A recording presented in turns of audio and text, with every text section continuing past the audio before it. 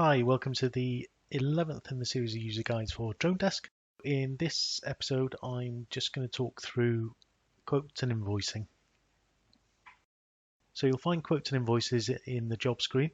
This is the job that we were previously looking at, and we completed the job details, the checklists, and so on. So you can see that everything's turned green. So I'm going to mark this job as scope for the time being, with a target date Monday next week. So assuming I've scoped the job, done a desk survey, and I'm happy with everything, that the job is doable, and I want to quote for it, then I can do that from the bottom of this page. So if we scroll down, go to quote, and you'll see a table which hopefully by now looks familiar in terms of layout, where you can select products and quantity and build a quote. So let's start. Click in the cell and select a product, and then enter a quantity for how many, in this case, how many days the hire will involve. So let's say 2 days. And I'll add a row, and in this case I'm going to provide some aerial stills, license for print, 5 of. And then finally, this is outside my normal radius of operation, so I'm going to say excess mileage, say 50 miles outside, and that's charged at 45 pence a mile. So there we are. We now have our 3 lines that we're going to include in the quote. You can modify the price at this point if you want to. Okay, so you don't have to go back to the product. So if we decide that we want to charge $6.95 in this particular instance, then we can do that. That doesn't update the product in the product table. Okay, so that's a transient change that only applies to this particular quote. So we've got the quote total at the bottom, £1,912. So these are net prices as well, it should be pointed out.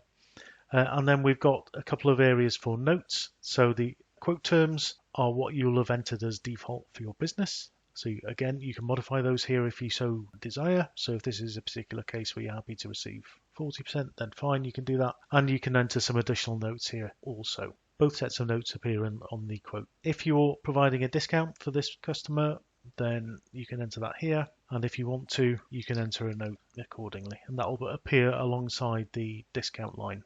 Then on the right hand side, we've got include what 3 words link. On the invoice, the location is shown with a link to the what 3 words location, which is a useful thing to confirm with the client that you're looking at the right location. My preference, certainly for my business, is to include that, but it's optional. And then towards the bottom of the screen, we've got quote sent button. So we can mark this quote as sent once we sent it. And then once we receive a deposit, hopefully, and the commission to do the work, then we would enter the deposit received and mark it as deposit paid. Assuming you're happy with the quote, you've entered all the notes that you want to enter. So click print quote, and that will open the quote that you've just generated in a print window.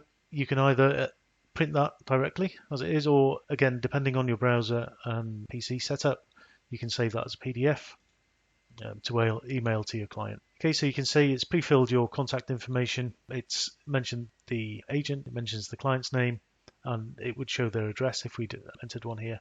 Then an indication about what the job is about. So for this particular job, we selected it's a video photo for film and TV. Job detail, including the quote date, the proposed job start date, next Monday, and the what 3 words address. In this case, we hadn't entered a postcode. And then we've got the 3 lines showing the net total, the discount as agreed, and that discount, the 10%, is applied only to discountable products. So if you remember way back when we were looking at building products, we said that excess mileage wasn't discountable.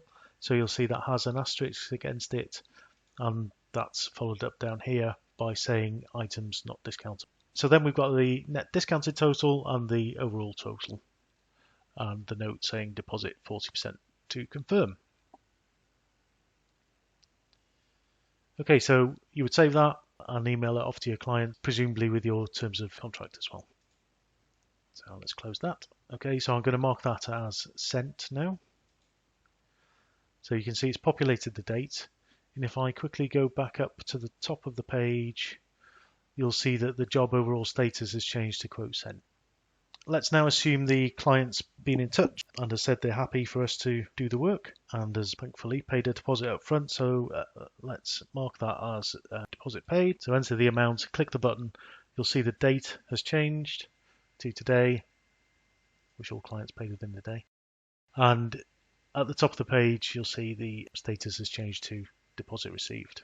Okay, so that's the quote sent and the deposit received. So now let's say we've completed the work and we now want to send an invoice to the client. If we open the invoice screen, you can see at the minute there's nothing populated in there.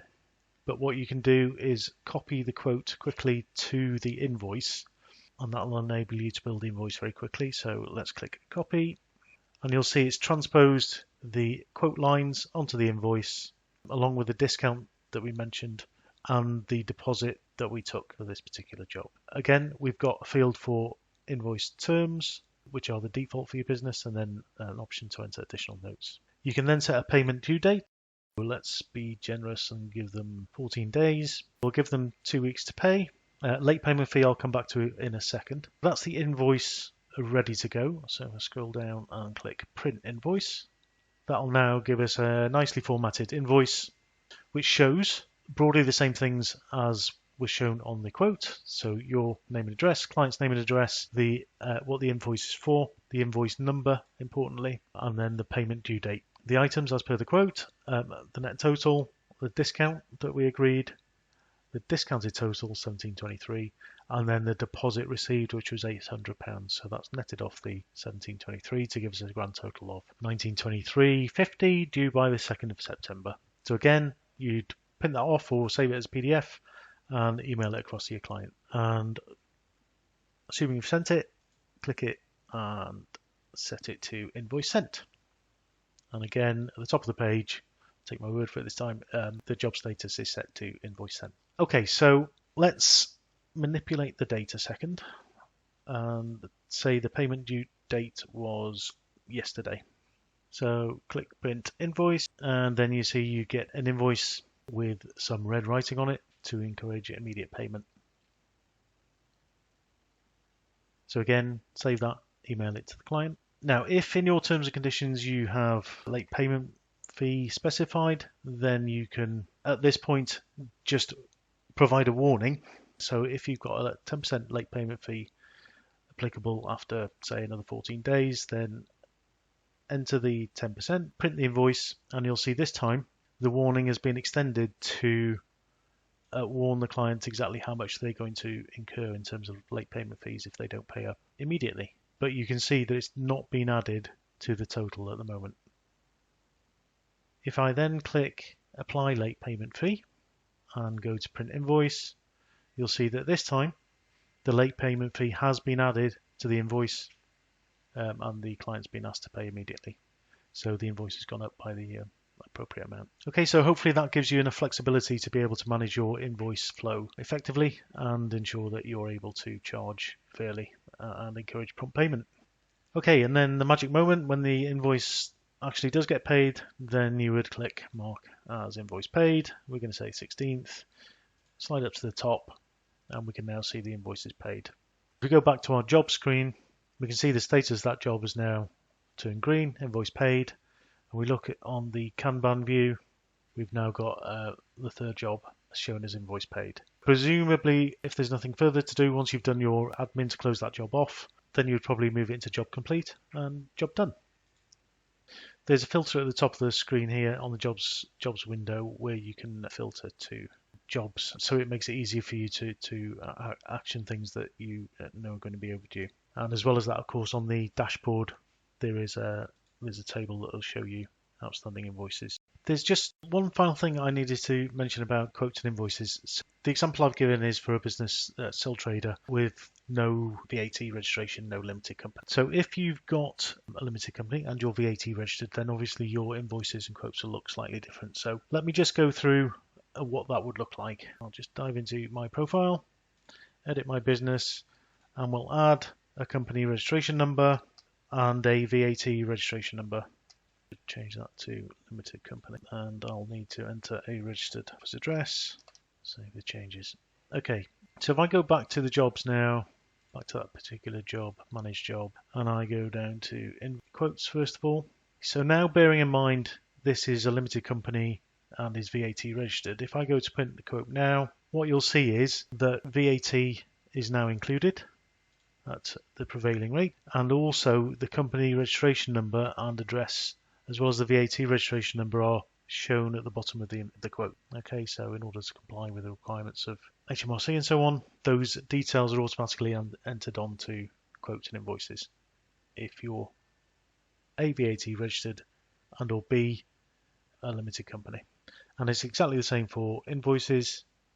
So if I print that invoice now, you'll see VAT has been added and the company details are at the bottom of the screen.